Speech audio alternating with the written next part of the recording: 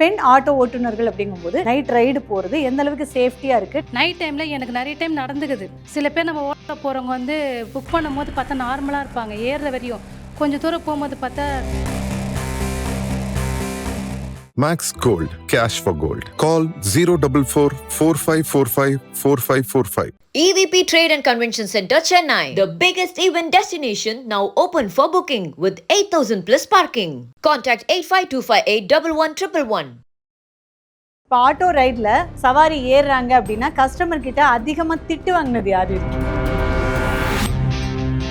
எங்கள் வண்டியில் ஏற மாட்டாங்க, அவங்க வண்டியில் தான் அதிகமாக ஏறுறாங்க. இப்போ ஒரு ஆட்டோக்காரர் ஒருத்தர் வந்தாருன்னா வண்டி எடுப்பா அப்படின்ட்டு அவரை நான் பேசுவேன், இங்கே ஸ்டாண்ட் இருக்குது நீ போயிடு அப்படின்னு நான் சொல்ல முடியும். ஆனால் பெண்களை அந்த மாதிரி பேச முடியாது. நாங்கள்லாம் யாரும் அப்படிலாம் நாங்கள் தட்டி பறிக்கவே இல்லை. இப்போ வந்து பார்த்திங்கன்னா எத்தனையோ வண்டி வந்து ஓடிட்டு இருக்குது. இதுக்கு முன்னே பெண்கள் வந்து எல்லா துறையிலுமே இருந்தாங்க, இந்த டிரான்ஸ்போர்ட் செக்டாரில் வந்து வராமல் இருந்தாங்க. இப்போ டிரான்ஸ்போர்ட் செக்டாரில் வரதுனால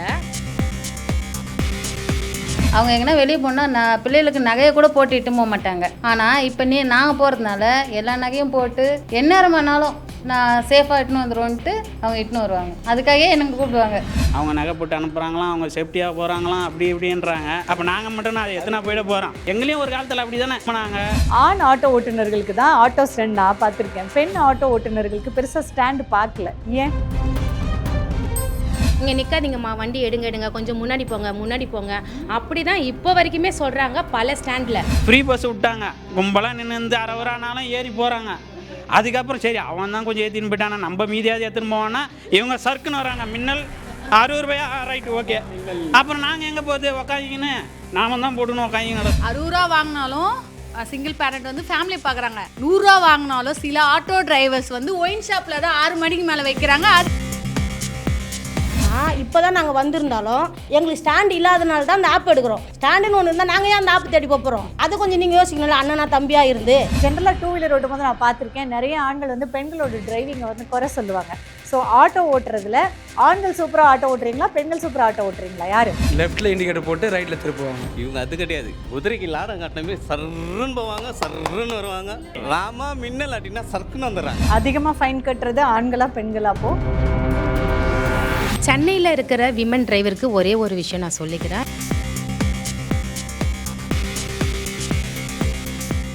ஸோ உங்களுக்கு தொழில் போட்டி இவங்க கிட்ட இருந்து அதிகமாக வருதுன்னு நினைக்கிறீங்களா? போட்டிலாம் கிடையாது, நாங்கள் தான் ஆட்டோ வாங்கி கொடுத்துருக்கோம். கண்டிப்பாக இருக்குது, போட்டி இருக்குது. என்ன போட்டி? அவங்க வந்து ஆட்டோ எடுத்துன்னு வரும்போது வந்து அவங்க வண்டியில் ஏறதை விட எங்கள் வண்டியில் ஏற மாட்டாங்க, அவங்க வண்டியில் தான் அதிகமாக ஏறுறாங்க. அப்போது நாங்கள் வந்து என்ன பண்ணுறோன்னா அவங்கள கேட்கவும் முடியல, லேடிஸை போய் நம்மளால் பேச முடியாது.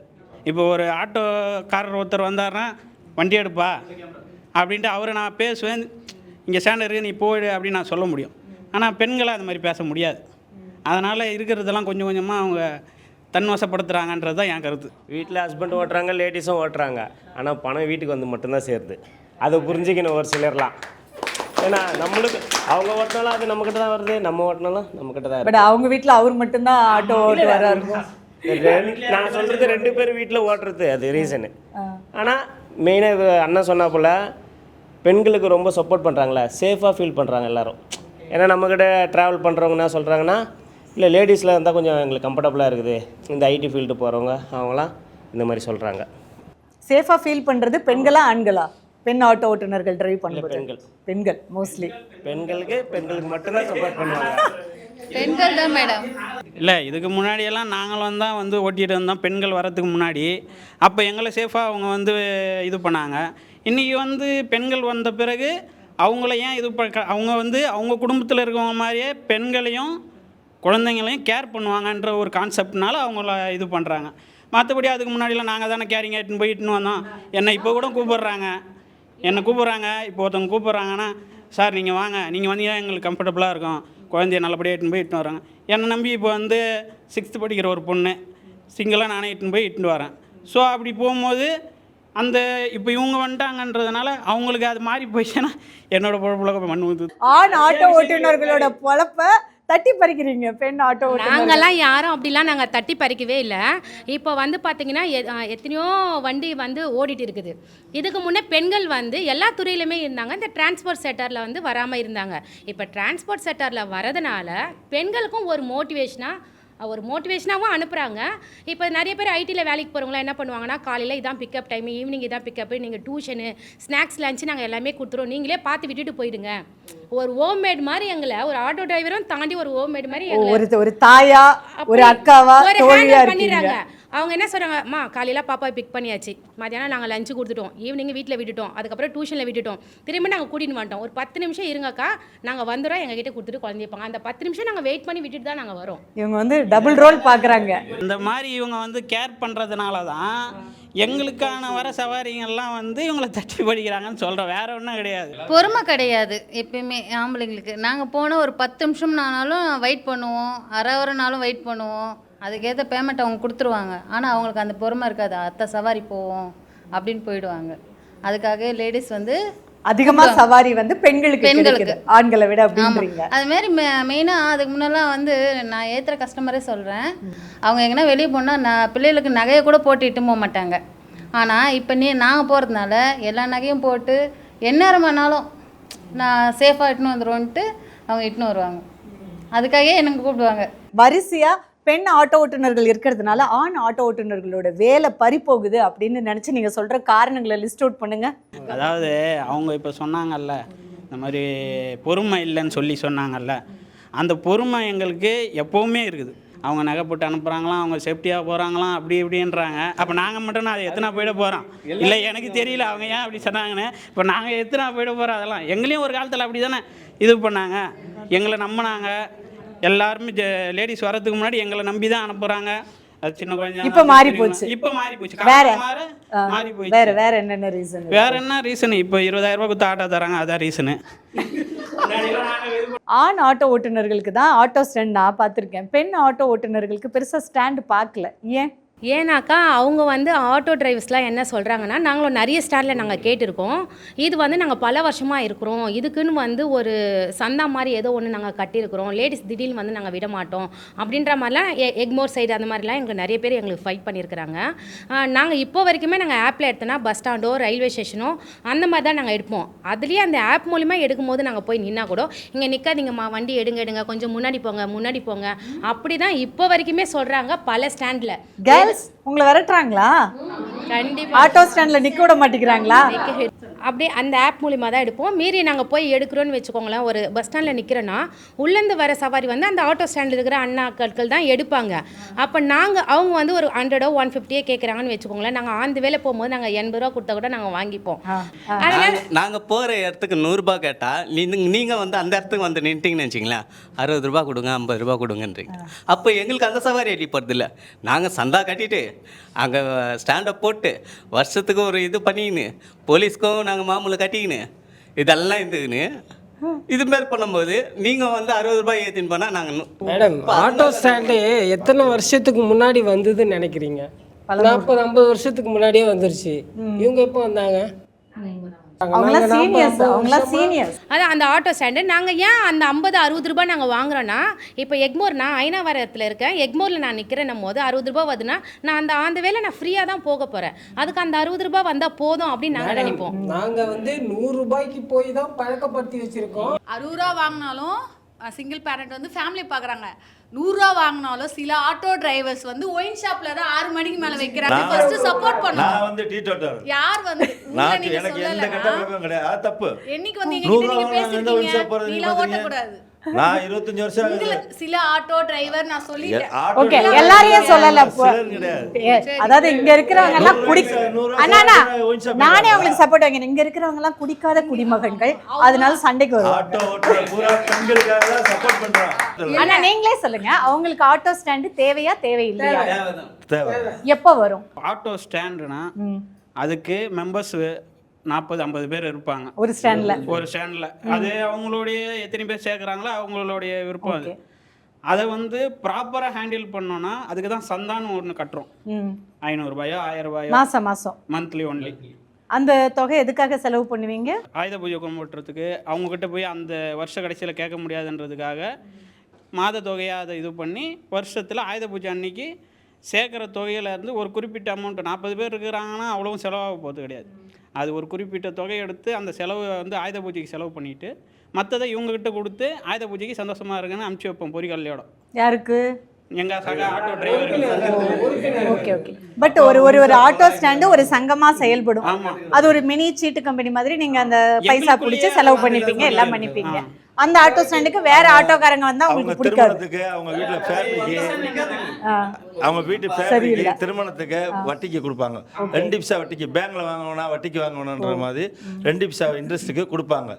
கல்யாணத்துக்கு, அவங்க பொண்ணு சடங்குக்கோ எல்லாத்துக்கும் அந்த பணத்தை எடுத்து போய் இது கொடுப்பாங்க, ரொட்டேட் பண்ணுவாங்க. அதே மாதிரி ஒரு கஷ்டப்படுற மகளிர்களுக்கு வந்து உதவி வேணும்னா உடனே உதவி கொடுப்போம். உதவி பண்றதுக்கு அந்த பணத்தை எனக்கு புரியுறது என்னன்னா, ஒரு ஆட்டோ ஸ்டாண்டு ஒரு மினி ஆட்டோ சங்கமா செயல்படுது. 40-50 பேர் இருக்காங்கன்றாங்க. உங்களுக்கு அந்த ஸ்ட்ரென்த் இல்லாததுனால ஆட்டோ ஸ்டாண்ட் இல்லைன்னு அவங்க சொல்றாங்க. அந்த 40 பேர் இருக்க ஆட்டோ சங்கத்துல அந்த ஏரியால இருக்கிற 2-3 பெண்களை உங்க சங்கத்துல சேர்த்துக்கிறது இல்ல, அந்த மாதிரி சேர்க்கலான்னு பார்க்கும்போது தான் இவங்க வந்து நாங்க 100 ரூபாய் வாங்குற இடத்துல 60 ரூபாய் வாங்கின்னு சல்லுன்னு போயிடுறாங்க. அப்புறம் எப்படிங்க சேர்ப்பாங்க? அவங்க 2-3 தடவை பார்த்துட்ட பிறகு நாங்க வந்து அவங்களை அக்செப்ட் பண்ண முடியுமா? நீங்க ஒரு சங்கத்தோட கொள்கைக்கு உட்பட்டு செயல்படாம அந்த கொள்கையை விட்டு நீங்க கம்மி காசு வாங்கி ஆட்டோ ஓட்டுறீங்க. இப்போ மக்கள் என்ன விரும்புவாங்க? அவங்களதான் விரும்புவாங்க. ரன்னிங் போறாங்க, கம்மியா வாங்குறாங்க, அதெல்லாம் போயிடலாம். அது மாதிரி தான் பண்றாங்க. நாங்க 1 மணி நேரம் உட்காந்து அதே மாதிரி அது ஆண்களும் பண்ணுவாங்க தானே சில பேர். இப்போ உங்க டீம்லயே 40 பேர்ல 2 பேர் பண்ணுவாங்க. பேச முடியும் மேடம். ஓ, சண்டை போட முடியும். சண்டை போடுவோம். இங்க ஸ்டாண்ட் இருக்கு, 100 மீட்டர் தள்ளி போய் ஏத்துப்பான்னு சொல்லுவோம். பஸ் ஒரு பக்கம் வராங்க, ஃப்ரீ பஸ் விட்டாங்க. இப்போ ஃப்ரீ பஸ் விட்டாங்க, கும்பலா நின்று அரவரானாலும் ஏறி போறாங்க. அதுக்கப்புறம் சரி அவன் தான் கொஞ்சம் ஏற்றின்னு போயிட்டானா, நம்ம மீதியாவது ஏற்றுன்னு போவான்னா இவங்க சர்க்குன்னு வராங்க. மின்னல் 60 ரூபாயா, ரைட்டு ஓகே. அப்புறம் நாங்கள் எங்கே போகுது உக்காந்திங்கன்னு நாம தான் போட்டுன்னு உக்காந்திங்க கிடக்கணும். அப்படியே உக்காந்திங்கிற வேறு வழி இல்லை. அதாவது இவங்க வந்து ஒரு குரூப்பாக ஒரு ஸ்டாண்டு தலைவரை பார்த்து, ஒரு பொருளாளரை பார்த்து, ஒரு செயலாளரை பார்த்து, எனக்கு நாங்கள் இவ்வளோ பேர் இருக்கோம், எங்களுக்கு ஒரு ஸ்டாண்டு ஏற்பாடு பண்ணுறதுக்கு என்ன வழி அப்படின்னு கேட்டாங்களான்னு கேளுங்க. இதில் அவர் சொன்னார் இல்லையா, நாங்கள் 100 ரூபா, அதே ஆண்களும் சில பேர் இருக்காங்க. 100 ரூபாய்க்கு பதிலாக 50 ரூபா 60 ரூபா கொடுங்கன்னு கூட்டிகிட்டு போகிற ஆண்களும் இருக்காங்க. பட் அவர் சொன்ன ஒரு பாயிண்டாக, ஆண் ஆட்டோ ஓட்டுநர்லாம் நாங்கள் சண்டைக்கு போகலாம், பெண்கள்னால் சண்டைக்கும் போக முடியல, தப்பாயிடும் அப்படின்றாங்க. அதாவது அது என்னன்னா, பெண்கள் வந்து ஃபேமிலியிலையும் விட்டு கொடுத்தே பழகிட்டாங்களா, அதனால வெளியில ஆட்டோ ஓட்டும் போதும் அப்படி விட்டு கொடுத்து சரி கம்மி பைசாவா கொடுங்க அப்படின்னு போயிடுவோம். அப்படி இல்லைங்க, ஒரு சவாரியில போய் 100 ரூபாய் எடுக்குது, நாங்க 2 சவாரி ஓட்டிட்டு போயிடலாம். எதுக்கு அங்க சும்மா நிக்கிறதுக்கு, அதுக்கு நாங்க டிராவல் பண்ணிக்கலாம் இல்லைங்களா? விலைவாசி, நீங்க அந்த விலைவாசியில கேஸ் விலை உயர்வுன்றதை வந்து கவலைப்பட மாட்டேறீங்க. 65 ரூபாய் கேஸ் இருந்தது, 40 ரூபா கேஸ் இருந்தது. அன்னைக்கெல்லாம் வாங்கின 60 ரூபாவே இன்னைக்கு நீங்க 60 ரூபா வாங்கிட்டு போறீங்க. அன்னைக்கு 48 ரூபாய் இருந்த கேஸ் விலை 60 ரூபாய் காசை இப்போ நீங்க அந்த 60 ரூபா வாங்கிட்டு போயிடுறீங்க. இல்ல நான் பொதுவாக ஒரு விஷயம் கேட்குறேன். இப்போ வந்து நீங்க பெண்கள் நீங்க இப்படி வாங்குறீங்க அப்படி வாங்குறீங்க, நம்ம போட்டப்படி போகிறோம். ஆனால் பல ஆப்புகள் ஸ்டார்டிங்கில் பார்த்தீங்கன்னா அதிகமான ரேட்டு கொடுத்து இன்னைக்கு கம்மி பட்ஜெட்டில் கொண்டு வந்து விட்டுட்டாங்க. இது எல்லாத்துக்குமே ஆட்டோ டிரைவர்ஸ் தான் காரணம். அது ஆணாக இருக்கலாம், பெண்ணாக இருக்கலாம், எல்லாருமே தான். ஆனால் இது வரைக்கும் ஒரு கம்பெனியை எதிர்த்து நம்ம போராடி இந்த மாதிரி நீங்கள் பண்ணாதீங்க, கவர்மெண்ட் மீட்டர் படி நாங்கள் ஓட்டுறோம், அந்த அமௌண்ட்டு நீங்கள் ஏற்றுங்கன்ற ஒரு விஷயம் யாருமே நம்ம பண்ணல. ஆக்சுவலாக அவங்க கேட்குறது ரொம்ப சரியான ஒரு விஷயம். என்னன்னா, இன்னைக்கு ப்ரைவேட் ஆப் எல்லாம் இருக்கு இல்லையா, அதெல்லாம் ஆட்டோ எடுக்கிறீங்க, ஏறி உட்கார்ந்ததுக்கு அப்புறமா அதிகமாக காசு கேட்கறது, டிரைவருக்கும் கஸ்டமருக்கும் சண்டை வருது, இது ஒரு பெரிய பிரச்சனையாகவே போய்கிட்டு இருக்கு. ஓகேவா? அதே நேரம் நீங்களாம் எதிர்க்க வேண்டியது பெண் ஆட்டோ ஓட்டுநர்கள் இல்லை, நீங்களாம் எதிர்க்க வேண்டியது இந்த மாதிரி ப்ரைவேட் ஆப்பை. நீங்கள்லாம் ஒற்றுமையாக இருந்து நீங்களே ஒரு ஆப்பை கிரியேட் பண்ணி கவர்மெண்ட் ஹெல்ப்போட நீங்கள் ஆட்டோ ஓட்டுனீங்கன்னா அந்த பெனிஃபிட் எல்லாம் உங்களுக்கு தான் வந்து சேரும் இல்லையா? நம்ம யாரை எதிர்க்கிறோம், எதுக்கு எதிர்க்கிறோம், எது சரியான விதம்ன்றதே நம்மளுக்கு முதல்ல புரியணும் இல்லையா? கரெக்டா? இப்போ நீங்களா ஒத்துமையா இருந்து இப்போ நிறைய பிரைவேட் ஆப் தான் எல்லாருமே ஃபாலோ பண்றாங்க. அந்த பிரைவேட் ஆப்பை கவர்மெண்ட்டே ஒரு ஆப் நீங்களாம் ஒத்துமையா இருந்து ஒரு ரெக்வஸ்ட் வச்சு கொண்டு வந்து அதோட பெனிஃபிட்டை நீங்களே டைரக்டா அனுபவிச்சா எப்படி இருக்கும்? இல்லை, அதுக்காக வந்து நாங்கள் சைதாப்பேட்டை ஆட்சியாண்டை வந்து நாங்கள் மறியல்லாம் பண்ணோம், 2-3 தடவை பண்ணோம். பட் முக்கியமான விஷயத்த மட்டும் எல்லா சங்கங்கள்லாம் நிறையா இருக்குது, சிஐடி மற்றபடி நிறைய இருக்குது, எல்லாமே ஒன்று திறந்து இது பண்ணோம். அவங்களும் போய் பேசுறேன்றாங்க, ஆனா எதுவும் ப்ராசஸ் ஆகல. அதாவது மேடம் இப்போ இவங்க நீங்க வந்து நாங்க 100 ரூபா வாங்குற இடத்துல இவங்க 60 ரூபா வாங்குறாங்க. நீங்க அதை தாண்டி இன்னைக்கு நிறைய ஆப் இருக்கு, அந்த ஆப் மூலியமா எங்களுக்கு ரீசனபிள் ரேட் வந்து கஸ்டமர்ஸ்க்கு வரும்போது அவங்க ஒரு ஆட்டோ ரைடு எடுத்து உட்கார்றாங்க. உட்கார்ந்ததுக்கு அப்புறமா அதிகமா ரேட்டு கேட்டு சண்டைகள், அதுவும் பெரிய பிரச்சனையா இருக்குல்ல, அதை எப்படி பாக்குறீங்க நீங்க எல்லாம்? ஃபர்ஸ்ட் வந்து 3 கிலோமீட்டருக்கு 100 ரூபான்ட்டு போட்டிருந்தாங்க. இப்போ வந்து 3 கிலோமீட்டர் 5 கிலோமீட்டர்னால 100 ரூபாய் தான் போடுறாங்க. எங்களை தெரிஞ்சு காலையிலேருந்து ஈவினிங் ஏறி வரைக்கும் உட்கார்ந்ததுக்கு அப்புறமா அந்த ரைடுல கேட்கறது அது இல்லை, மேக்ஸிமம் அதுலேயே வந்துடுது மேம், மேக்ஸிமம் அதுலேயே வந்துடுது. இப்போ வந்து 3 கிலோமீட்டருக்கு 100 ரூபாய் போகிறோங்க. இப்போ 5.5 கிலோமீட்டர் 6 கிலோமீட்டருக்கு அந்த 100 ரூபாய் தான் போகிறோம். அதுல வர லாபம்லாம் இப்போ யாருக்கு போகுது?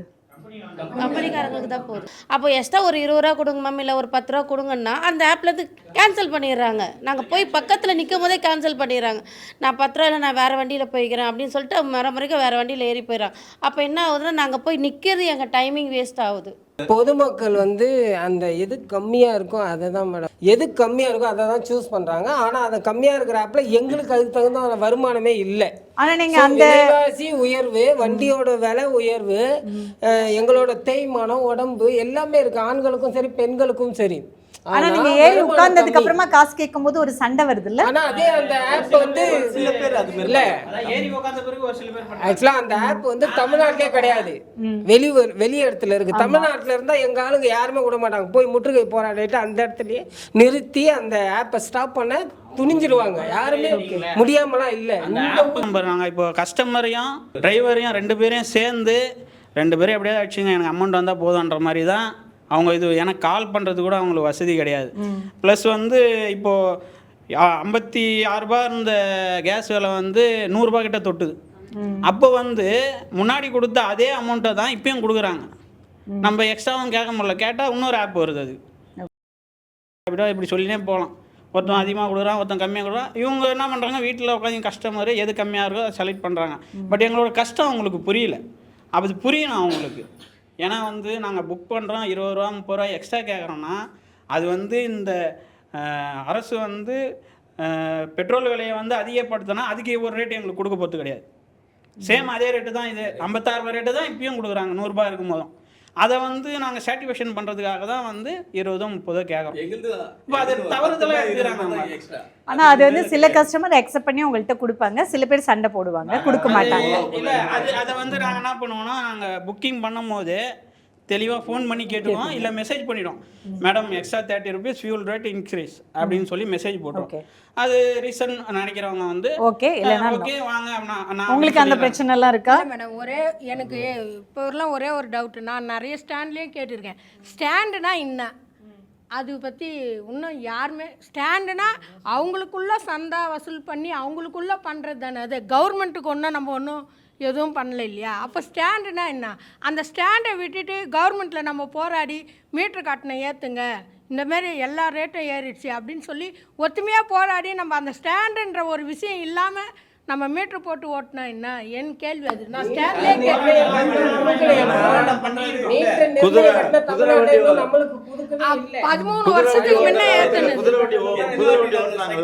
வண்டிலாம் ஓஞ்சிச்சுல, அதுக்கப்புறமே வந்து ஆட்டோ சங்கம் வந்துருச்சு. குதிரை வண்டிலாம் ஓஞ்சிச்சு பார்த்தீங்களா, அதுக்கப்புறமே ஆட்டோ சங்கம் வந்துருச்சு. இப்போ 25 வருஷம் சங்கம் வச்சிருக்காங்க. நீங்க திடீர்னு அதெல்லாம் எடுக்கிறதுக்கு வாய்ப்பே கிடையாது. நீங்க எதுக்கு ஓலா ஊபர் எடுக்கிறீங்க? ஓலா ஊபர் நீங்க சொல்றீங்க கரெக்ட் தான். 40 வருஷம் 50 வருஷம் ஆயிடுச்சு ஆட்டோ ஸ்டாண்ட் வந்துன்னு சொல்றீங்க, கரெக்ட் தான், இல்லைன்னு சொல்ல. நாங்கள் வந்து இப்போதான் வந்தோம். ஆனால் நீங்கள் சொல்கிறீங்க பெண்களுக்கு வந்து நாங்கள் சப்போர்ட் பண்ணுறோம், வளர்த்து விடுறோம், ஆராய்ச்சி விடுறோம், நாங்கள் வந்து அவங்கள வந்து என்ன சொல்ல அங்கீகாரம் நாங்கள் கொடுக்குறோன்னு நீங்களே சொல்கிறீங்க. இப்போ அதே நீங்க என்ன சொல்றீங்க? பேசி முடிச்ச உடனே அண்ணா இருங்க, பேசி முடிச்ச உடனே அண்ணன் சொன்னாரு 40 வருஷம் 50 வருஷத்துக்கு முன்னாடி ஸ்டாண்டுன்னு ஒரு விஷயம் வந்துச்சு. ஆனால் இப்போ நீங்களே எப்போ வந்தீங்கன்னு கேட்குறீங்க. நாங்கள் இப்போ தான் வந்தோம், இல்லைன்னு சொல்ல. நீங்கள் வந்து பெண்களுக்கோசம் சப்போர்ட் பண்ணுறோம், நாங்கள் அங்கீகாரம் கொடுத்து இடம் கொடுத்துருக்குறோம் எல்லாமே சொல்கிறீங்க. அப்படி இருக்கும்போது இப்போ நீங்கள் ஸ்டாண்டுன்ற ஆண்களுக்கு வந்து ஸ்டாண்டுன்னு ஒரு விஷயம் இருக்குது. அப்போது 50 வருஷத்துக்கு முன்னாடிலேருந்தே இருக்குது. ஆரம்பத்துலேருந்தே ஆண்களுக்கு ஒரு தனி ஒரு இடம் இருந்தது. இப்போ வந்து அந்த ஆதிக்கம் வந்து கம்மியாகின்னு இருக்கிறதுனால உங்களோட ஆதங்கத்தில் நீங்கள் பேசுகிறீங்க. ஆனால் நான் என்ன கேட்குறேன்னா, இப்போ தான் நாங்கள் வந்திருந்தாலும் எங்களுக்கு ஸ்டாண்டு இல்லாதனால தான் அந்த ஆப் எடுக்கிறோம். ஸ்டாண்டுன்னு ஒன்று இருந்தால் நாங்கள் ஏன் அந்த ஆப் தேடி போகிறோம்? அது கொஞ்சம் நீங்கள் யோசிக்கணும்ல, அண்ணனா தம்பியாக இருந்து. ஸோ இதுக்கு வந்து கவர்மெண்ட்டு தான் நீங்களும் நிறைய போராடிட்டு இருக்கீங்க. இதை வந்து ஒரு செக்குலராக ஒரு சிஸ்டமேட்டிக்காக இதை ரெகுலரைஸ் பண்ணுறது வந்து கவர்மெண்ட் தான் பண்ணணும் இல்லையா? ஸோ அது ஒரு இன்னொரு டாபிக். பெண்களும் சரி ஆண்களும் சரி இப்போ நம்ம இவங்க எங்கே இருந்தாலும் ஸ்டாண்ட் வைக்கலாம், யாரும் தடை பண்ணுறதுக்கு கிடையவே கிடையாது. இப்போ என்னன்னு பார்த்தீங்கன்னா ஆண்கள் ஜென்ஸு இப்போ வந்து இவர் பெருந்தன்மையாக சொல்கிறார் கோவிலம்பாக்கத்தில் கொடுக்குறேன் ஐநாவத்தில் வந்து யாரும் கொடுக்கறது இல்லை, அது வேறு விஷயம். அதனால நீங்கள் பண்ணுறதுக்காக எல்லா ஜென்ஸுங்களும் பண்ணுறாங்கன்னு சொல்லவும் முடியாது. நாங்கள் வந்து குறை பேச நாங்கள் இல்லை. இப்போ நீங்கள் பல இடத்துல நீங்கள் ஸ்டாண்ட் போட்டி இருக்கிறதுனால உங்களோட நாங்கள் போட்டி போட வேணான்னு சொல்லிட்டு இப்போ நாங்கள் மெட்ரோவில் ட்ரை பண்ணுறோம். மெட்ரோவில் எங்களுக்கு ஒரு பிக்கப் பாயிண்ட் கிடச்சிதுன்னா நாங்கள் சாப்பிட்றதுக்கோ எங்களுக்கு ஒரு ரெஸ்ட் ரூமுக்கும் எங்களுக்கு ஒரு பிக்கப் ட்ராப் எடுக்கிறதுக்கோ ஒரு விஷயம் கிடைச்சிதுன்னா அதை பேஸ் பண்ணி போயிடலாம். ஆண்களோட நம்ம சண்டை போட வேணாம், ஆண்களோட போட்டி போட வேண்டாம். ஓகே, ஆட்டோ ஸ்டாண்டு ப்ரைவேட் ஆப்பில் எடுக்கிறது இதெல்லாம் இல்லாமல் இதெல்லாம் ரெகுலரைஸ் பண்ணி கவர்மெண்ட்டே ஒரு ஆப்பை கொண்டு வந்து ஈக்குவல் சிஸ்டமாக மீட்டர் இவ்வளோ தான், பேசிக் சார்ஜ் இவ்வளோ தான் அப்படிங்கிறத கொண்டு வந்தால் அதோட நேரடி லாபத்தை நீங்களே அனுபவிக்கலாம் அப்படிங்கிற ஒரு விஷயம் வந்தால் அவங்க எல்லாருக்குமே நல்லதாக இருக்கும். ஆட்டோ டிரைவிங் ஸ்டைல் ஜென்ரலாக டூ வீலர் ஓட்டும் போது நான் பார்த்துருக்கேன், நிறைய ஆண்கள் வந்து பெண்களோட டிரைவிங்கை வந்து குறை சொல்லுவாங்க, நல்லா டிரைவ் பண்ண தெரியல அப்படின்னு சொல்லிட்டு. ஸோ ஆட்டோ ஓட்டுறதுல ஆண்கள் சூப்பராக ஆட்டோ ஓட்டுறீங்களா, பெண்கள் சூப்பராக ஆட்டோ ஓட்டுறீங்களா? யாரு? அவங்க தான். ஆமாம், பாஷா ரஜினி மாதிரி ஃபுல் ஸ்டைல் தான். சொல்லுங்க. எங்க அம்மா நல்லா தான் வண்டி ஓட்டுவாங்க. ஆமா, திடீர்னு வந்து ஒரு ஆக்சுவலா டிபேட்டோட பாதி செஷனுக்கு முக்காவாசி செஷன் வந்துட்டோம். அதனால என்ன நினைச்சிட்டாங்க, இனிமே நம்ம எல்லாத்துக்கும் ஆமா போட்டுடலாம். இல்லை, நல்லா ஓட்டுவாங்க அவங்க. பெண்கள்லாம் நல்லா ஆட்டோ ஓட்டுறாங்களா? ஓட்டுறாங்க, ஆனால் ஒவ்வொருத்தவங்க தான் லெஃப்ட்டில் இண்டிகேட்டர் போட்டு ரைட்டில் திருப்புவாங்க. அப்படி அப்போ தப்பா ஓட்டுறாங்க. கண்டிப்பாக மேம். ஆமாம், நான் நிறைய இடத்துல எந்திரிங்க. இல்லை, நம்ம கேள்வி கேட்க முடியாதுல்ல. கேட்டா அவங்கள நம்ம கேட்டா கூட 4 பேர் நம்மள தான் அடிக்க வருவாங்க.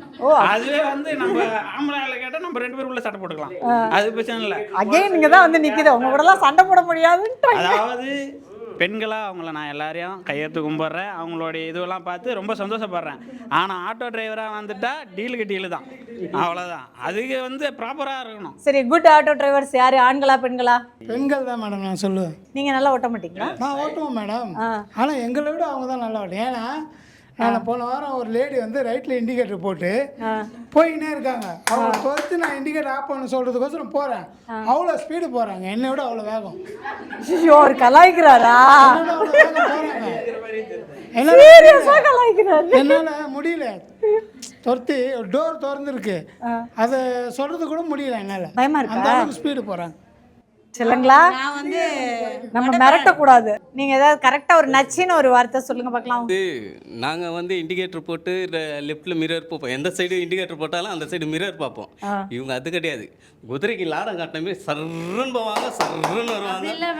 மாமா மின்னல் அப்படின்னா சர்க்குன்னு வந்துடுறாங்க, மாமா மின்னல்னா சர்க்குன்னு போடுறாங்க. நாங்கள் அப்படி கிடையாது. இப்போ வந்து ஒரு சிக்னலில் பண்ணா கூட சிக்னலில் நிற்க மாட்டாங்க, இவங்க சர்ன்னு போயிடுவாங்க. நாங்கள் சிக்னலில் கிராஸ் பண்ணால் பரம்போக்கு எப்படி போகிறான் பாரு அப்படின்னு அப்படின்றாங்க. அவங்களுக்குலாம் சலுகையா? அப்போ ஆண்கள் வந்து தண்ணி அடிச்சுட்டு ஓட்டுறதா சொல்லுவாங்க அவ்வளோ வேகம் போனால். ஏன்னா நாங்கள் போகிற அவசரமோ ஸ்பீடோ தெரியாது, ட்ரிங்க் பண்ணுறாங்க அப்படின்னு சொல்லி தான் ஒரு பேச்சு வரும். கேர்ள்ஸை சொல்ல முடியாது. அப்படி இல்லைண்ணா, நாங்கள் ஸ்பீடாக போனாலும் அந்த கண்ட்ரோல் எங்களுக்கு தெரியுது. அவர் சொன்னார் லாடம் கட்டின மாரி போனேன், இண்டிகேட்டு போட்டாலும் லெஃப்ட் ரைட்டு பார்த்து ஓட்டலன்றாங்களா? யார் சொன்னது பார்த்து ஓட்டல? நீங்கள் வந்து உத்து அத்தையே பார்த்துன்னு இருப்பீங்க, நாங்கள் ஒரு செகண்ட் மட்டும்தான் பார்ப்போம். நீங்கள் அதே ஒரு விஷயம் வந்து நீங்கள் இண்டிகேட்டு போட்டுட்டு நீங்கள் வந்து கரெக்டாக அதை பார்க்க மாட்டீங்க. நீங்கள் அதை மட்டும் பார்ப்போம், நாங்கள் இண்டிகேட்டையும் பார்ப்போம், எதிரிக்கும் பார்ப்போம். நீங்கள் அதை போட்டுட்டு பின்னாடி யார் வராங்க, எந்த லேடிஸ் உட்காந்து வராங்க, அதை தான் பார்க்குறீங்க. எங்களுக்கு அந்த எண்ணம் கிடையாது. சிக்னலில் நிற்கவே மாட்டாங்க மேம். யாரு? அம்மாவா? அவங்க அம்மா, அவங்களோட அம்மா. அம்மா உங்களோட குரு, ஆட்டோ சொல்லி கொடுத்த குரு அவரு. நாங்க போனா எங்களுக்கு ஒரு பேச்சு, இவங்க போனா இவங்களுக்கு ஒரு பேச்சா? என்ன இது? நாங்க போனா கரெக்ட்டா பாத்து போறோம், நீங்க அத பார்க்க மாட்டீங்க. பார்க்கறன்ற பேர்ல நிறைய ஆக்சிடென்ட் தான் ஆகுது. உங்களோட ஆட்டோ குரு அவரு. ஆக்சிடென்ட் தான் ஆகுது, ஆவலன்னு மட்டும் சொல்லுங்க. இதே நாங்க எந்த இடத்துல எந்த பிள்ளைங்களோ எந்த ஆட்டோக்காரோ இல்ல எந்த பைக்கரை நாங்க இடிச்சுக்கிட்டு சொல்லுங்க. ஆட்டோ ஓட்டும் போது மாட்டிக்கிட்டு தப்பா ரைட் பண்ணிட்டு ஃபைன் கட்டினது யாரெல்லாம்? அண்ணா நகரில் ஒரு குழந்தைய கூப்பிட்டு போகும்போது ஃப்ரீ லெஃப்ட்னு சொல்லி போயிட்டேன். எனக்கு தெரியாது ஃப்ரீ லெஃப்டா இல்லை அது இதுவானு போயிட்டேன். அதுக்கப்புறம் அடுத்த செகண்டே கொஞ்சம் தூரம் போகிறேன், உடனே மெசேஜ் வருது, அடே ஃப்ரீ லெஃப்ட்னு வந்தமே. சரி போட்டோம், கட்டிடலாம். குழந்தைய 80 ரூபாய், 500 ரூபாய். ஓகே, தப்பு பண்ணி தான் தப்ப கரெக்ட் பண்ணிக்கணும். சம்டைம்ஸ் குழந்தைய நம்ம இட்டுன்னு போனோம் இல்லையா? ஃப்ரீ லெஃப்ட்னா இங்கிலீஷ் போட்டதுனால தெரியலன்றீங்களா? அப்படி இல்ல, ஃப்ரீ லெஃப்டா இருக்குமா நான் போயிட்டேன்.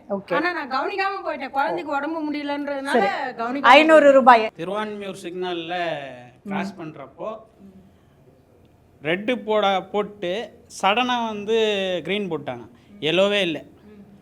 ரெட்டு போட்டு எல்லோ போட்ட பிறகு தானே க்ரீன் போடணும், ப்ராசஸ் அதுதானே. அதில் எல்லோ போடல. நான் உள்ளே போன உடனே இப்போ அந்தாண்ட நின்று இந்த போலீஸ்காரங்க பிடிச்சிட்டாங்க. இப்போ ஃபைன் வந்து 100 ருபீஸ் தான் சொன்னாங்க. இங்கே கட்டுறீங்களா இல்லைன்னா நீங்கள் எப்படி, நான் இப்போ வீடியோ போட்டு பார்த்தோன்னா அதிகமாகும் அப்படின்னாங்க. அதுக்கப்புறம் அது 100 ரூபா வந்து நான் கையில் கொடுக்கல, போஸ்ட் ஆஃபீஸில் கட்டணும்னாங்க. 100 ரூபா. இது வரைக்கும் வாழ்க்கையில் 100 ரூபா தான் ஃபைன் கட்டியிருக்கீங்க? அவ்வளோதான் கட்டிக்கிறேன். சிக்னல் முன்னாடி ஒரு ஒயிட் கோடு ஒன்று போட்டிருப்பாங்க போல, அது எனக்கு தெரியாது. ஸ்கூல் சவாரியில் வந்து டைம் ஆகிடும்ல மேம், அப்போ வந்து நம்ம யார் பார்க்கறது, நம்மள போய் கரெக்டாக பசங்களை எதுவுமே ட்ராப் பண்ண தான் பார்ப்போம். எங்கள் ஏரியாலே ஓட்டினா நான் ஃபைன் வாங்க மாட்டேன். எங்கேயாவது இந்த மாதிரி எங்கேயா வெளில இந்த மாதிரி இந்த இடத்துக்குலாம் வரப்போ அந்த ஒயிட் லைன் வந்து அதை தாண்டக்கூடாதுன்னு எனக்கு தெரியாது. போட்ட உடனே 1000 மெசேஜ் டைங்குன்னு வருது. 100 ருபீஸ். 100 ருபீஸ். நான் 1000 ரூபாய் கட்டியிருக்கேன் மேடம். மயிலாப்பூரில் ஒரு தடவை நின்றுந்தேன். அப்போ ஒரு போலீஸ்கார் சொன்னார், என்ன ஒன் வேல ஏன் வரீங்கன்னு சொன்னார். இல்லை சார் தெரியாமல் வந்துட்டேன் சார், எனக்கு அப்போ தான் ஓட்டுற புதுசு அதனால் தெரியல சார் அப்படின்னு சொன்னோன்னா அவர் சரி போன்னு சொல்லிட்டு அமுச்சு விட்டுட்டாரு. கொஞ்ச நேரம் நிப்பாட்டினார், கொஞ்ச நேரம் நில்லு அப்படின்னு சொன்னார். அப்புறம் லைசன்ஸ் எடுத்துகிட்டு வானார். லைசன்ஸ் எடுத்துகிட்டு வரதுக்கு போகும்போது சரி வேண்டாம் போ அப்படின்ட்டாரு. சரி போடல அமுச்சிட்டாருன்னு சொல்லிட்டு பார்த்து அப்புறம் எப்சி பண்ணும்போது பார்த்தா 1000 ரூபாய் பில்லு போட்டு வச்சிருக்காங்க. இவங்களெல்லாம் எக்ஸஸ் பண்ணி விட்டுருவாங்க, நீங்கள் கிளம்புங்க அப்படின்னு சொல்லி கிளம்ப வண்டி எடுத்து போங்க. ஆனால் எங்களை என்ன செய்வாங்க, உடனே சீஸ் பண்ணி வண்டியை கொண்டு ஆர்டி ஆஃபீஸில் போட்டு விட்டுருவாங்க. ஆண்களுக்குலாம் சீஸா? உங்களையாவது பாவம் பார்த்து விட்டுடுவாங்க, அவங்களுக்கு அது கூட கிடையாது. ஒரு சில இடத்துல தான் அந்த மாதிரி. இப்போலாம் வந்து பார்த்தீங்கன்னா எல்லா இடத்துலையுமே கேமரா வச்சுறாங்க. கேமரா வந்து ஸ்கேன் பண்ண உடனே ஃபைன் கட்டலைன்னா கூட எப்சி பண்ணுறப்போ வந்து அந்த ஃபைன் சேர்த்து தான் நம்ம வந்து எப்சி பாஸ் பண்ணிட்டு வர மாட்டோம். அதிகமாக ஃபைன் கட்டுறது ஆண்களா பெண்களா? அப்போ அப்படின்னு இல்லை, யார் அந்த ரூல்ஸ் ஃபாலோ பண்ணலையோ அவங்க தான். ஓகே, அம்மா பொண்ணு 2 பேருமே ஆட்டோ டிரைவர்ஸ் இல்லை? யார் நீங்கள் எத்தனை வயசில் ஆட்டோ ஓட்ட ஆரம்பிச்சிங்க? 43 வயசு. ஏன்? ஸோ நீங்கள் ஆட்டோ ஓட்டிட்டு உங்கள் பொண்ணையும் ஆட்டோ ஓட்டுறதுக்குள்ளே விடணும் அப்படின்னு ஏன் தோணுச்சு? நான் ஆட்டோ ஓட்டும் போது என்னென்ன பெனிஃபிட் இருந்ததோ சரி அது அவளுக்கும் கிடைக்கணும். நம்ம வேலைக்கு போகும்போது அதெல்லாம் நமக்கு சௌகரியப்படலை. ஆட்டோ ஓட்டுறதுனால என்ன பெனிஃபிட் இருக்குது, பாப்பாவையும் பார்த்துக்கலாம், வீட்டையும் பார்த்துக்கலாம். நான் போனேன்னா அவள் பார்த்துக்குவா, அவள் போனாலும் நான் பார்த்துக்குவேன். 2 பேரும் மாறி மாறி பார்த்துக்குவோம். ஓ, அந்த ஒரு இது இருக்குது. ஓகே, அம்மா மாதிரியே ஆட்டோ ஓட்டணும்னு நினச்சி இதுக்குள்ளே வந்தது ஏன்? அம்மா வந்து ஃபஸ்ட்டு குக்கிங் ஒர்க் தான் பண்ணிகிட்டு இருந்தாங்க. அம்மா கொஞ்சம் ஹேண்டிகேப்டு சிங்கிள் பேரண்ட்டாக தான் இருந்தாங்க. அப்போது நான் சின்ன பிள்ளையாக இருக்கும்போது அவங்க தான் எல்லாமே பார்த்துட்டு இருந்தாங்க. சமையல் வேலை வந்து அந்தளவுக்கு வருமானம் வரல, பத்தலை. அதே மாதிரி அவங்களுக்கு வந்து உடம்பும் ஒத்துழைக்கல. ஹேண்டிகேப்டுன்னும் போது நின்றுட்டு ரொம்ப நேரம் சமைக்க முடியாது அவங்களால. ஸோ நம்மளால் நின்று சமைக்க முடியலன்னும் போது வேறு என்ன வேலை செய்யலாம் அப்படின் போது ஃபேமிலியில் எல்லாருமே ஆட்டோ தான். எங்கள் தாத்தா, எங்கள் ரிலேஷன் எல்லாருமே ஆட்டோ. அப்போ நம்மளும் ஆட்டோ ஓட்டலாம் அப்படின்னு சொல்லிட்டு அவங்க எடுத்து ஆட்டோ ஓட்ட ஆரம்பித்தாங்க. இதுனா என்ன டைமிங் இருக்கோ நமக்கு ஏற்ற மாதிரி நமக்கு உடம்பு செட் ஆகுற மாதிரி வண்டி ஓட்டிக்கலாம் அப்படின்ற மாதிரி அவங்க போனாங்க. அவங்க போனதுக்கப்புறம் நான் வந்து 12th தான் படிச்சிருக்கேன். பாப்பா இருக்காங்க, 2 பசங்க இருக்காங்க. ஸோ ஒர்க் போனோம்னா காலையிலேருந்து நைட் வரைக்கும் ஒர்க் பண்ணாலும் அந்த சேலரி வராது. அதுமாதிரி பாப்பா பார்த்துக்கிறதுக்கும் ஆள் கிடையாது. 2 பேருமே நானே பார்த்துட்டு நானே வண்டி ஓட்டணும் அப்படின்போது பார்ட் டைமாக எடுத்து சும்மா வீட்டில் இருக்க டைம் மட்டும் ஓட்டலாம் அப்படின்னு சொல்லிட்டு போனது தான். அதுக்கப்புறம் இப்போ ஃபுல் டைமாகவே ஆட்டோ தான் ஓட்டிட்டு. ஸோ இந்த ஆட்டோ ரைடிங்கில் நீங்கள் பார்ட் டைமாக ஒர்க் பண்ணியும் ஒரு ஏர்னிங் ப்ராசஸ் பண்ணிக்கலாம், வீட்டையும் பார்த்துக்கலாம், நீங்கள் ஆட்டோவும் ஓட்டிக்கலாம் அப்படிங்கிறது எவ்வளோ வசதியாக இருக்குது. அந்த சுய பொருளாதாரம் எவ்வளோ தன்னிறைவாக ரொம்ப வசதியாக இருக்குது மேம். மற்ற வேலைக்கு நம்ம போகிறத விட நான் நினச்சா இன்றைக்கி போகலாம். இன்றைக்கி என் பாப்பாவுக்கு உடம்பு சரியில்லை அப்படின்னா நான் போக வேண்டாம். யார்கிட்டையுமே நான் போய் இன்றைக்கி லீவு அப்படின்னு நான் சொல்ல தேவையில்லை. ஆனால் இப்போ நான் வந்து ஸ்கூல் ட்ரிப் ஓட்டுறேன், என்னோடய சுச்சுவேஷன்னால நான் அப்படி ஓட்டுறேன். அது இல்லாமல் ஓனாக மட்டும் ஆட்டோ ஓட்டுறவங்களுக்குன்னா இன்னும் அதுவுமே சொல்ல தேவையில்லை. உங்கள் அம்மா உங்களை எவ்வளோ கஷ்டப்பட்டு வளர்த்தாங்க? ஏன்னா நீங்கள் சிங்கிள் பேரண்ட்டு, அம்மாவுக்கு வந்து ஃபிசிக்கலி சேலஞ்சுன்னு சொன்னீங்க. எல்லாருமே சொன்னாங்க காலையிலேருந்து நைட் வரைக்கும். அம்மாலாம் வந்து 5:30க்கு எந்திரிச்சு போவாங்க. அப்போது நான் சின்ன பிள்ளையாக இருக்கும்போதெல்லாம் அம்மாவுக்கு வண்டி கூட கிடையாது, சைக்கிள் தான். அப்போல்லாம் இங்கேருந்து கீழே கொஞ்சம் ஒரு 1/2 கிலோமீட்டர் கூட நடக்க மாட்டாங்க. எங்கே போகிறதா இருந்தாலும் சைக்கிள் அப்படி தான் போவாங்களே. அங்கே போய் ஒரு 2 மணி நேரம் காலையில் 5:30 மணிக்கு போனாங்கன்னா 11-12 மணி வரைக்கும் நின்றுக்கிட்டே சமைக்கிற மாதிரி இருக்கும். அதெல்லாம் ரொம்ப கஷ்டமாக இருக்கும்.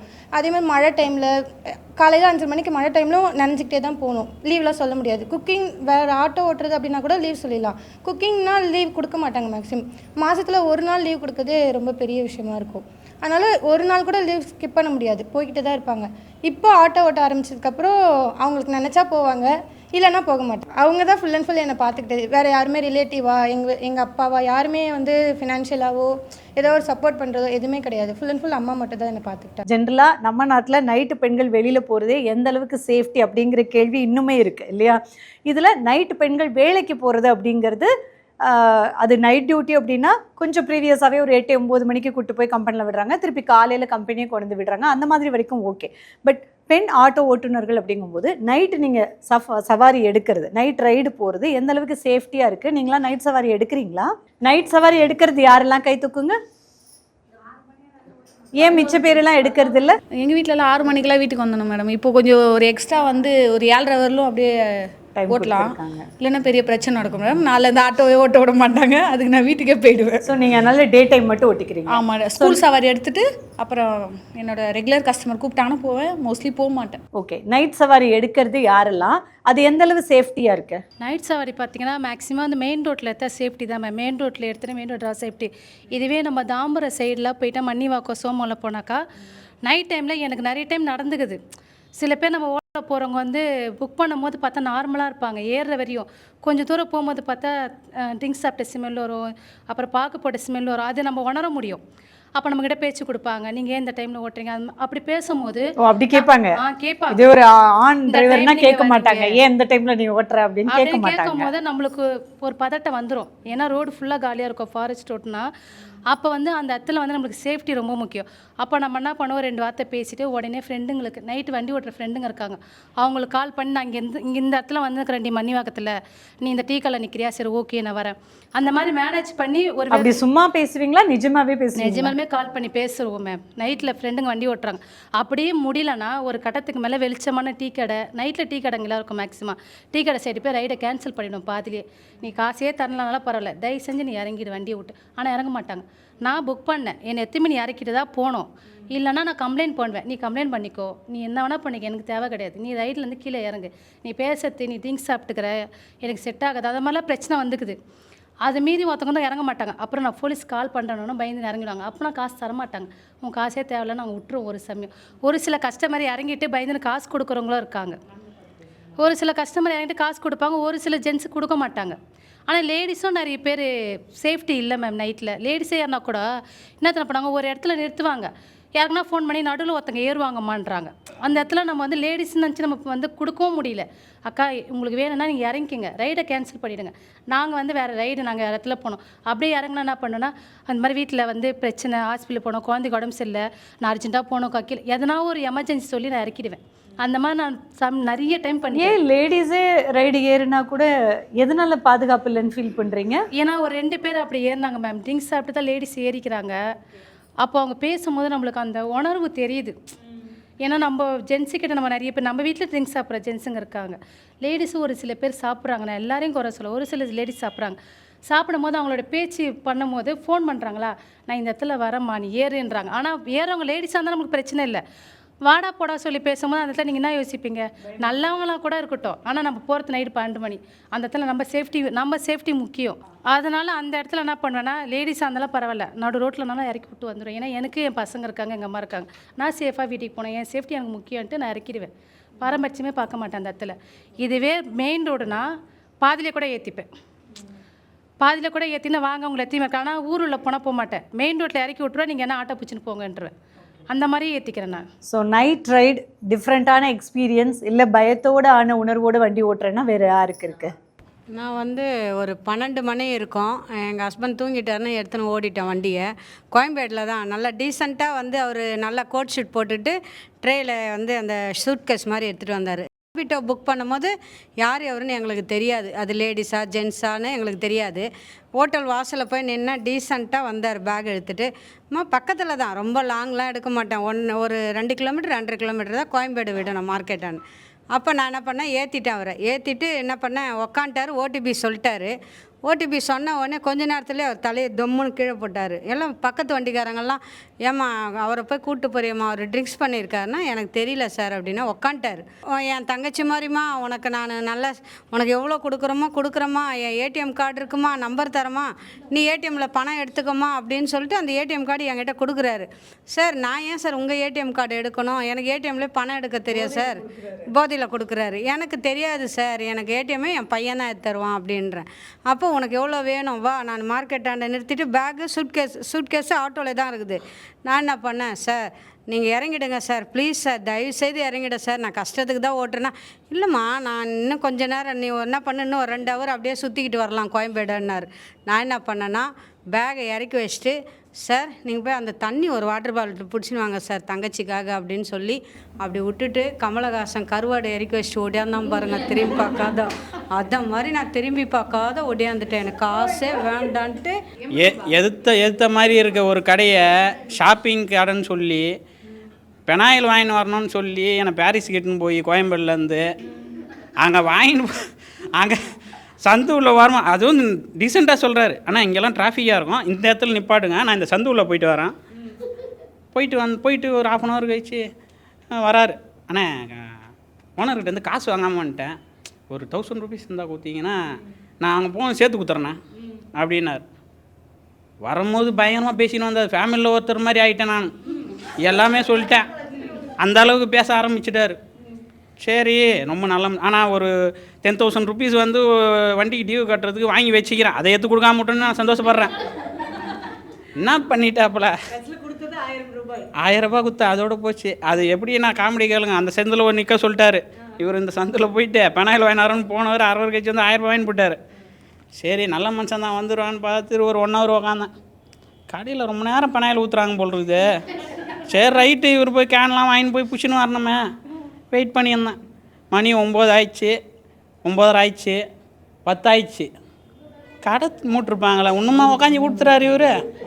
சரி ஒரு டவுட்டு, சந்தூரில் போனேன், எந்த கடைமையில எல்லா கடையும் மூட்டுருக்குறாங்க. அதுக்கப்புறம் வந்த பிறகு தான் தெரியும் இவன் திட்டு சொல்கிறது. அட பாய், காலிலேருந்து ஓட்டி வச்சிருந்த காதெல்லாம் போச்சாடா. நல்ல வேலை 10,000 ரூபாய் எத்தனை கொடுக்காமல் போட்டோமே, அது வேலை சந்தோஷம்டா சாமின்னு நினச்சிக்கின்னு. ஒரு நாள் ஒரு 9 மணி 9:30 மணி போல் சென்ட்ரல் வெயிட் பண்ணிகிட்டு இருந்தேன் என் கஸ்டமருக்காக. மொபைல் பார்த்துட்டு டக்குன்னு பின்னாடி, ஆனால் சத்தமே கேட்காம பின்னாடி ஒருத்தர் வந்து உட்காந்துட்டு இருந்தார். பின்னாடி உட்காந்துட்டு அவர் ட்ரிங்க்ஸ் கூட கிடையாது, அது கஞ்சா மாதிரி.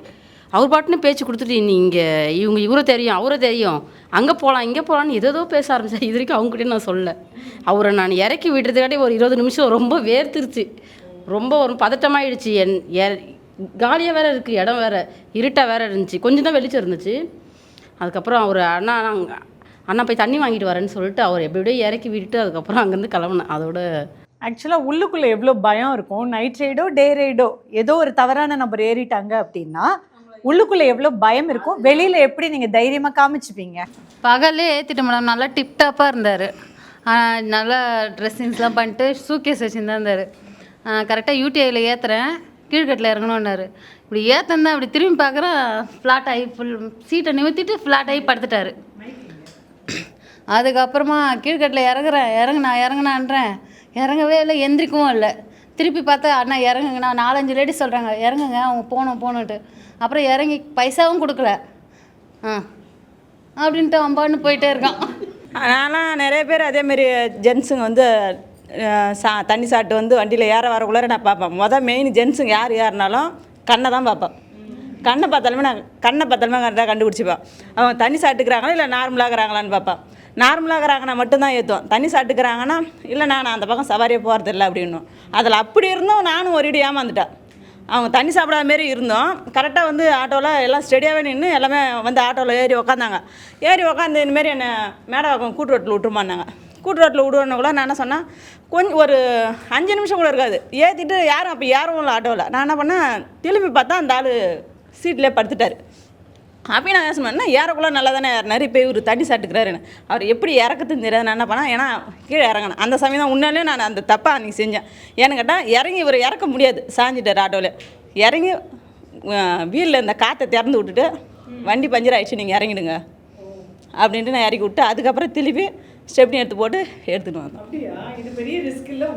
ஆமாம், இறங்காம அந்தாலும் இப்போ எழுப்பினாலும் எழுந்திருக்கல. ஒரு 4-5 பேர் ஜென்ஸுங்களும் வந்து எழுப்பினாங்க, எழுந்திருக்கோம் இல்லை. அதுக்கப்புறம் அவரே கொஞ்சம் நேரம் சென்று தண்ணி ஒரு பாட்டில் இருந்து வாட்டர் கேன் வச்சுருந்தேன், அதை எடுத்து மூஞ்சில் ஊற்றிடு, வண்டி பஞ்சர் ஆகிடுச்சு, தயவு செஞ்சுங்க நீங்கள் இறங்கிக்கிங்கண்ணா. அப்படியாம்மா அப்படின்னு சொல்லிட்டு அதுக்கப்புறம் இறங்கி விட்டார். காசு கொடுக்க வந்தார், எனக்கு காசு வேணாம் பரவாயில்ல, நீங்கள் இறங்கி போயிடுங்க அப்படின்னு சொல்லிட்டு நான் விட்டேன். இப்போ ஆட்டோ ரைடில் சவாரி ஏறுறாங்க அப்படின்னா கஸ்டமர்கிட்ட அதிகமாக திட்டு வாங்கினது யார் இருக்கீங்க? சில கஸ்டமர் வந்து ஏறும் போதே வந்து ஃபோன் பேசக்கூடாதுன்றவாங்க டக்குன்னு.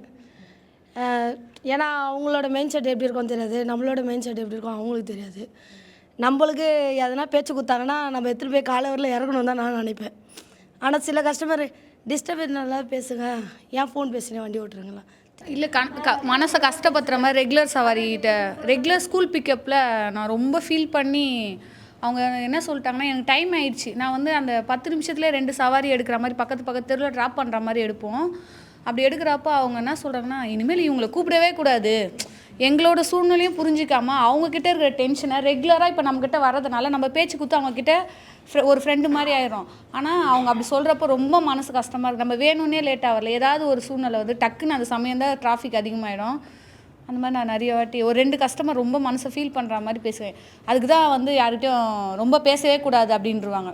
பேசிட்டு நல்லா பேசிட்டு அந்த அவங்களுக்கு என்ன டென்ஷனோ அதை எடுத்துகிட்டு வந்து நம்மக்கிட்ட காட்டுறப்ப கஷ்டமாக இருக்கும். அப்படி கஸ்டமர்ஸ் எதுவும் திட்டும்போது நீங்கள் எதிர்த்து பேசுவீங்களா? நம்ம க்ளோஸாக பேசிடுறோம், நம்மளுக்கு வந்து அது கமிட்மெண்ட் இருக்குது.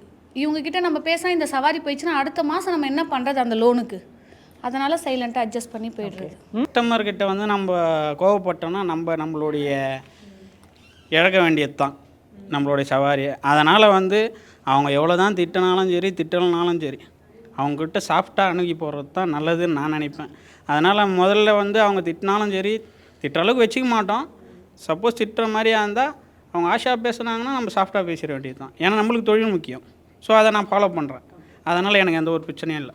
இங்கே இவ்வளோ பெண்கள் ஆட்டோ ஓட்டுநர்கள் இருக்காங்க அப்படின்னா வீர பெண்கள் முன்னேற்ற சங்கம்னு ஒரு சங்கம் ஆட்டோ ஓட்டுற பெண்களுக்காக கிரியேட் பண்ணி இன்றைக்கி அதோட பயணம் வந்து எப்படி போயிட்டுருக்கு மோகனா? அதாவது வந்து பார்த்திங்கன்னா 9 இயர்ஸ் முன்னாடி தான் வந்து நான் ஆட்டோ ஃபீல்டுக்கு நான் வந்தேன். ஜென்ரலாக நான் என்னோடய பிரச்சனைக்காக தான் நான் ஆட்டோ ஓட்ட வந்தேன். வந்ததுக்கப்புறமா நிறைய பெண்கள் பார்த்து நாங்கள் ஒரு வாட்ஸ்அப் குரூப் மாதிரி நாங்கள் ஓப்பன் பண்ணி வச்சுருந்தோம். அதில் வந்து ஸ்கூல் சவாரி பிக்கப்புக்காக ஷேர் பண்ணிக்கிறதுக்காக தான் அந்த குரூப் ஒன்று ஸ்டார்ட் பண்ணோம். அப்புறம் நிறைய ஜென்ஸு யூனியனில் வந்து எங்களை அப்ரோச் பண்ண ஆரம்பித்தாங்க. எங்கள் யூனியனில் வந்து நீங்கள் சேருங்க, நாங்கள் உங்களுக்கு சப்போர்ட் பண்ணுறோம், நம்ம அண்ணன் சொன்ன மாதிரி எல்லாமே நாங்கள் செஞ்சு கொடுக்குறோம் அப்படின்னு சொன்னாங்க. அப்போ வந்து அதில் ஒரு 4 பேர் போயும் பார்த்தாங்க. பெருசாக சொல்லிக்கிற அளவுக்கு உடனடியான பெனிஃபிட் எதுவுமே இருக்கிற மாதிரி இல்லை. அப்போ எவ்ரி மந்த் நாங்கள் வந்து மீட்டிங் போட்டு நாங்கள் பேசும்போது வந்து ஒவ்வொரு பிரச்சனையும் நம்ம டிரைவர்ஸ் வந்து சொல்லும் போது என்ன ஒரு சொல்யூஷன் கண்டுபிடிக்கலாம் அப்படின்னும் போது நிறைய துறையில் வந்து லேடிஸுங்க வந்து ஈக்குவலாக வந்துட்டாங்க.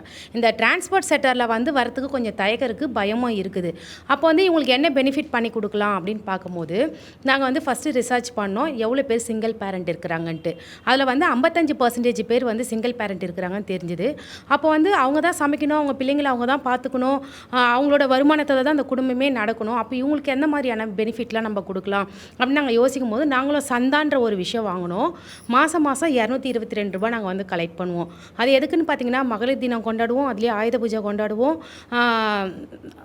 எங்களுக்குள்ளவே லோன் 10,000 ரூபாயிலேருந்து 50,000 ரூபாய் வந்து லோன் தருவோம். 1% இன்ட்ரெஸ்ட்டில் வந்து லோன் கொடுப்போம். அது வந்து அவங்க 10 மாதத்தில் அசலும் வட்டியும் சேர்த்து திருப்பி தர மாதிரி. ஹெல்த் இன்சூரன்ஸ் அதாவது ஆக்சிடென்ட் இன்சூரன்ஸ் வந்து 12 லட்ச ரூபாய்க்கு நாங்கள் போட்டு கொடுத்துருக்குறோம்.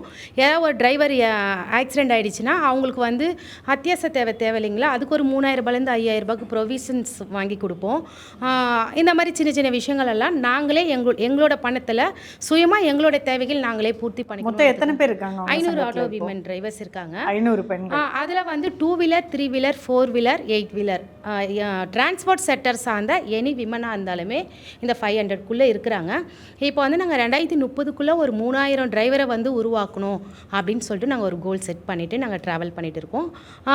ஆட்டோ ஓட்டுனா ஒன்லி கவர்மெண்ட் ஸ்கீம்ஸ் அந்த மாதிரி மட்டும்தான் எங்களால் வாங்கி கொடுக்க முடியுது. சிங்கிளாக இருந்தால் அது கூட கிடைக்கிறது இல்லை. இந்த மாதிரி கூட்டாக இருந்து நாங்கள் போய் கேட்டால் மட்டும்தான் அந்த மாதிரி பெனிஃபிட்லாம் எங்களால் யூஸ் பண்ண முடியுது.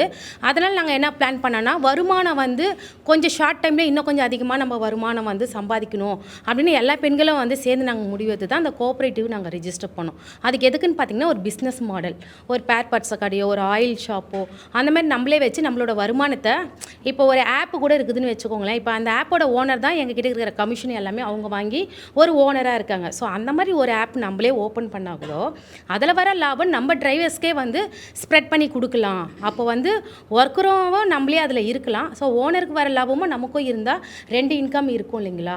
ஸோ இதை பேஸ் பண்ணி இன்னும் நிறைய பெனிஃபிட்லாம் கொண்டு வரலாம் அப்படின்னு சொல்லிட்டு நாங்கள் பிளான் பண்ணிட்டு இருக்கோம். அதுக்கப்புறமா வந்து நானும் லீலா ராணின்ற ஒரு ஆட்டோ டிரைவர் அக்காவும் சேர்ந்து டாக்குமெண்ட்ரி ஒன்று பண்ணியிருக்கோம். அது வந்து நெதர்லாண்டில் டிரான்ஸ்போர்ட் செக்டார்லேயே தமிழ் படம் முதல் படமாக அங்கே வந்து எங்களுக்கு செலக்ட் ஆச்சு. பேர் ஆட்டோ குயின்ஸ். அது வந்து இப்போ 1 இயர் வரைக்கும் நாங்கள் காண்டாக்டில் சைன் பண்ணியிருக்கோம். 1 இயர் வரைக்கும் அது வந்து யூடியூப் சேனல்லையோ எதுலேயுமே வராது. ஸோ 500 ஸ்க்ரீனிங் மட்டுமே சென்னையில் மட்டும் பண்ணலாம் அப்படின்னு ஒரு பிளான் பண்ணியிருக்கிறோம். யூஎஸ்லேயும் ஒரு ஃபெஸ்டிவலில் செலக்ட் ஆச்சு. நல்லா சூப்பராக போயிட்டு இருக்கு. Okay, super. ஸோ நீங்கள் வந்து பெண்கள் ஆட்டோ ஓட்டுநர்கள் அப்படின்னு ஒரு டீமாக சிங்கிள் மதருக்காகவே நிறைய பேருக்கு கற்றுக் கொடுத்து ஆரம்பிச்சிட்ருக்க இந்த சங்கம் மென்மேலும் வளர வாழ்த்துக்கள். நிறைய நல்ல விஷயங்களை பண்ணுங்கள். இங்கே நிறைய பெண்கள் வந்து ஸ்கூல் சவாரிக்கு தான் ஆட்டோ ஓட்டுறீங்க இல்லையா? ஸோ அப்படியே உங்களோட பிள்ளைங்களுக்கும் அந்த ஸ்கூல்லேயே விட்டுட்டு அப்படியே பண்ணுவீங்களா? நாங்கள் வந்து 6:30க்கெலாம் 6 மணிக்கு 5:30க்கெலாம் கிளம்பிடுறோம் இல்லையா? அதனால் எங்களுக்கு நடுவில் வந்து குழந்தைங்கள ஸ்கூல் கூப்பிட்டு போகணுன்றது எங்களுக்கு முடியாது. ஏன்னா மற்ற பிள்ளைங்கள கேர் பண்ணி கூப்பிட்டு போவோம். எங்கள் பிள்ளைங்க அன்னும் போது அவங்க வந்து நடந்து தான் போவாங்க ஸ்கூல். ஏன் 2 பிள்ளைங்களும் சைக்கிளில் தான் மேம் போவாங்களே. ஏன்னா என்ன கூப்பிட்டு போக டைம் இருக்காது. கரெக்டாக இருக்கும். சமைச்சு வச்சுட்டு வண்டி எடுத்துடுவேன். அவங்க 2 பேரும் சைக்கிளில் தான் போவாங்களே. ஓகே, நீங்கள் மற்ற பிள்ளைங்கள ஸ்கூல் சவாரிக்கு உங்கள் ஆட்டோவில் கூப்பிட்டு நீங்கள் மற்ற பிள்ளைங்க ஸ்கூலுக்கு போகிறதுக்கு உங்கள் ஆட்டோவில் எடுத்துகிட்டு போகிறீங்க. பட் உங்கள் பிள்ளைங்க சைக்கிள்லையோ நடந்தோ போகிறாங்க அப்படின்றது உங்களுக்கு எப்படி ஃபீல் இருக்கும்? அது என் பையன் வந்து சைக்கிளில் தான் போவான் மேடம். சின்ன பையன் வந்து நான் பஸ்ஸில் போயிடுவான். நான் வந்து 7:30க்கு எடுக்கிறதுனால அதர் ஸ்கூல் எடுக்கிறதுனால என் பிள்ளையை எட்டும் போக முடியாது. அவரும் 8 மணிக்கெலாம் கிளம்பிடுவார். ஆனால் 2 பேருமே எங்களால் எடுக்க முடியாது. அவன் நடந்து போயிடுவான், பெரியவன் சைக்கிளில் போயிடுவான். ஸ்கூலுக்கு எதில் போகிறீங்கம்மா? பஸ்ஸில். ஸோ உங்கள் அம்மா மற்ற பிள்ளைங்களெல்லாம் நீ ஆட்டோவில் கூட்டிகிட்டு போறியே, நான் பஸ்ஸில் போகணுமா அப்படின்னு அம்மாட்ட கேட்டிருக்கீங்களா? அப்பா வந்து கூப்பிட்டு போய் அவங்க விடுவார் பஸ் ஸ்டாப்பில். அது கூட்டே போய் விடாது. அம்மா ஏன்னு அம்மாட்ட கேட்டிங்களா? வேறு பசங்களை ஏற்றுறதுனால என் பிள்ளையை என்னால் ஏற்ற முடியல. எனக்கு டைம் இல்லை. அந்த டயத்துக்கு நான் வேறு பிள்ளைகளை ஏற்றுறேன். ஸோ இதுலேருந்து என்ன தெரியுதுன்னா, ஆட்டோ ஓட்டி குடும்பத்துக்காக உழைச்சி சம்பாதிக்கிறாங்க. ஆனால் அவங்க வீட்டு பிள்ளைங்க அந்த வசதிகளை வந்து அனுபவிக்கிறது இல்லைன்றது தெரியுது. அனுபவிக்க முடியல. ஆட்டோ டிரைவர்ஸோட பசங்களுக்கு எல்லாருக்குமே வந்து கான்ஃபிடென்ட்டாக எப்படி போகணும் வரணுன்றதை இவங்க வந்து பழகி கொடுக்குறாங்க. ஸோ அந்த கான்ஃபிடென்ட் லெவலில் இருக்கிறதுனால தான் அவங்க பசங்களை விட்டுட்டு அவங்களும் வந்து ஃப்ரீயாக வண்டி ஓட்டுறாங்க. இப்போ வந்து சிங்கிள் பேரண்ட்டு நீங்கள் சொல்கிறீங்க. அப்போ ஒரு சிங்கிள் பேரண்ட்டாக இருக்கிறாங்கன்னா அவங்களோட பசங்க எப்படி போகணும் வரணுன்றதை அவங்க கொஞ்சம் கைடும் பண்ணுறாங்க. ஒரு சிலர் வந்து பிக் பண்ணி ட்ராப்பும் பண்ணுறாங்க. அதனால் ஒரு தைரியத்தை சொல்லி கொடுக்கறதுனால பசங்க தனியாக போயிட்டு வர அளவுக்கு உருவாக்கி இருக்கிறாங்கன்றது தான் நான் சொல்ல முடியும். நம்ம அம்மா வந்து ஆட்டோவில் கூப்பிட்டு போவாங்க அப்படின்ட்டு பிள்ளைங்க வெயிட் பண்ணுறது வேண்டாம். சின்ன பிள்ளையிலேருந்தே அவங்கள நடக்க விட்டு அந்த புக்கை தூக்கி படித்து அந்த கஷ்டம் புரிஞ்சுக்கணுன்றதால நாங்கள் வந்து நடக்க வச்சுட்டு போயிட்டு நீ நடந்து வான்னு சொல்லிட்டு சொல்கிறோம். ஒரே ஒரு இதில் பதிவு பண்ண விரும்புகிறோம் மேடம். எங்கள் ஆட்டோ டிரைவர்ஸ்க்கு ஒரு மரியாதை இல்லை மேடம். மெயினாக வந்து எங்களை ஒரு டீசெண்டாக வந்து எங்கேயுமே ஒரு லேடிஸும் சரி ஜென்ஸும் சரி நான் பிரித்து பேசலை. எங்கேயுமே ஏ ஆட்டோன்றாங்க. ஒரு கூப்பிடுறது ஒரு எங்களையும் ஒரு சார் எங்களையும் ஒரு மேடம்னு கூப்பிட்டா நல்லா இருக்கும். இப்போ கூப்பிட்றாங்க ஓரளவு அக்கான்றாங்க, அம்மா வாமான்றாங்க, பெரியவங்கெல்லாம் வாமா போமான்றாங்க. ஆனால் அப்படி ஒரு ஆட்டோவில் போயிட்டே இருக்கும்போது ஆட்டோ அப்படின்னாங்க. நான் ஒரு நாள் ஆட்டோ சாவியை கொடுத்துட்டு சினிமாவில் பார்க்குற மாதிரி தான் போனேன். ஆட்டோ தானே கேட்டிங்க, ஆட்டோ எடுத்துக்கோங்க அப்படின்ட்டு. கண்டிப்பாக நான் ஒரு நாள் பண்ணேன். ஆட்டோன்னு கூப்பிட்டுக்கிட்டே இருக்கேன், போயிட்டே இருக்கேன் அப்படின்னு. நீங்கள் ஆட்டோ தானே கூப்பிட்டீங்க, என்ன கூப்பிடல அப்படின்னு. ஓகே மேடம் இங்கே வாங்க ஆட்டோ மேடம் அப்படின்னு கூப்பிடலாமா? எங்களை வந்து அப்படி கூப்பிட வேணாம் சார் மேடம். இப்போ கை காமிக்கிறீங்கன்னா ஆட்டோ எத்தனை வாட்டி கூப்பிட்றேன், போயிட்டே இருக்கிற, நீ எந்த இடத்துக்கு வா, ஒரு லொக்கேஷன் போட்டு அந்த இடத்துக்கு நிற்க மாட்டியா அப்படின்றாங்க. நீ போனா சொல்கிறாங்க. ஆமாம் மேடம், வா மரியாதை இல்லாமல் பேசுதான் மேடம். அப்படியா? ஒரு மரியாதையாக கூப்பிடுவாங்க. இன்னுமே பேங்க்குக்கு போனால் கூட எங்களுக்கு வந்து ஒரு ரெஸ்பான்ஸ் கிடையாது. வாங்க சார், வாங்க மேடம், இப்போ எப்படியோ நான் பேங்க்குக்கு போய் ரொம்ப நாள் ஆச்சு, வாங்க சார் உட்காருங்க மேடம் அப்படின்றதில்ல. ஆட்டோ எங்களை நிற்க வச்சு தான் மேனேஜர் கூட பேசுகிறாரு. ஒரு லோன் கொடுங்க சார், நாங்களும் கட்டுறோம் சார், கந்து வட்டிக்கு வாங்குகிறோம் சார், வட்டிக்கு தண்டல் வாங்குகிறோம் சார். நான் ஆட்டோ ஓட்டுறவங்களுக்குலாம் லோன் கிடையாதுமா, சேலரி ஸ்லிப் இருக்கா எடுத்துகிட்டு வாமான்றாங்க. எங்களுக்கு அது வந்து ரொம்ப கஷ்டமாகுது. நாங்கள் 10-15 வருஷமாக ஓட்டி எங்களுக்கு ஒரு லோன் கூட கிடைக்க மாட்டேங்குதுன்னு. ஆனால் சொல்கிறாங்க ஆட்டோக்காரங்க சரியாக கட்ட மாட்டாங்கன்னு. அவங்க கொடுத்து பார்க்கட்டும், நாங்கள் கரெக்டாக கட்டுறோம் மேடம். அது ஒன்று மட்டும். ஒன்றுமா, நான் பயங்கரமாக மரியாதை கொடுக்குறேன். உங்களை இவ்வளோ நேரம் உட்கார வச்சு நான் நின்றுட்டு தான் பேசிகிட்டு இருந்தேன். Thank you ma'am, thank you. பொதுவாக ஒரு ஆட்டோ டிரைவர், பெண்களுக்கு சொல்கிறேன், ஆண்களுக்குமே அந்த பிரச்சனை இருக்குது தான். ஒரு ஆட்டோ டிரைவர் ஒரு வீடு வாடகைக்கு போனோன்னா ஆட்டோ டிரைவருக்கு வீடு வாடகைக்கு விட மாட்டோம். அது ஏன்னே எங்களுக்கு தெரியல. ஆட்டோ டிரைவர் சம்பாதிக்கலையா, இல்லை வாடகை தர மாட்டாங்களா, கரண்ட் பில்லு கொடுக்க மாட்டாங்களா, அவங்களும் சமைச்சு சாப்பிட மாட்டாங்களான்னு எனக்கு தெரியல. ஆட்டோ டிரைவர்னாவே வீடு கிடையாது. அதுவும் இன்னும் சிங்கிள் பேரண்ட்னா சுத்தமாக கிடையாது. மோகனாக்கு கூட தெரியும், அவங்கள கூட கேட்டேன் ஹெல்ப்பு. ஒரு வீடு காலி பண்ணுன்னு சொல்லிட்டாங்க. 6 மாதமான எங்கே போனாலும் பையனும் ஆட்டோ ஓட்டுறான், நீயும் ஆட்டோ ஓட்டுறியா, இல்லை வீடு.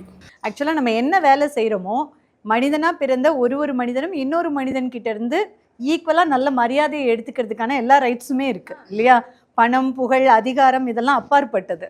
எல்லாரும் பிறந்தோம், எல்லாரும் சகதம் போகிறோம், எல்லாருக்கும் 2 கண்ணு, மூக்கு, 2 கை தான், ரத்தம் தான் ஓடுது இல்லையா? வேறு எந்த அதிசயமும் இல்லை.